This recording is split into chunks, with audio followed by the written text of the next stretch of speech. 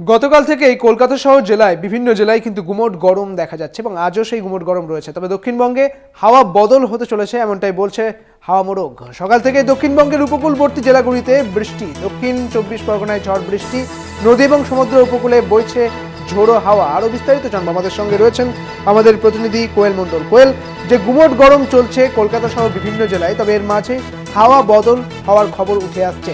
ইতিমধ্যে কোথায় কোথায় বৃষ্টি হয়েছে, কোথায় কোথায় বৃষ্টি হবে, কি বলছে আবহাওয়া দপ্তর? একেবারেই দেখো, বঙ্গোপসাগরে নতুন করে নিম্নচাপ তৈরি হওয়ার আশঙ্কা। অন্যদিকে বাংলায় সক্রিয় মৌসুমী অক্ষরেখা, যার প্রভাবে শুক্রবার কলকাতা সহ দক্ষিণবঙ্গের একাধিক জেলায় ভারী বৃষ্টির পূর্বাভাস। আজ উত্তর ও দক্ষিণ 24 পরগনা, পূর্ব বর্ধমান এবং হুগলি জেলাতে অতি ভারী বৃষ্টির সতর্কতা জারি করা হয়েছে। কলকাতাতেও বিক্ষিপ্তভাবে ভারী বৃষ্টির পূর্বাভাস রয়েছে। অন্যদিকে দক্ষিণবঙ্গ এবং উত্তরবঙ্গের প্রায় সব জেলাতেই বজ্রবিদ্যুৎ সহ হালকা মাঝারি বৃষ্টির সম্ভাবনা রয়েছে এবং সেই সঙ্গে সমুদ্র উপকূলে 55 থেকে 60 কিলোমিটার গতিবেগে ঝোড়ো হাওয়া বইবে।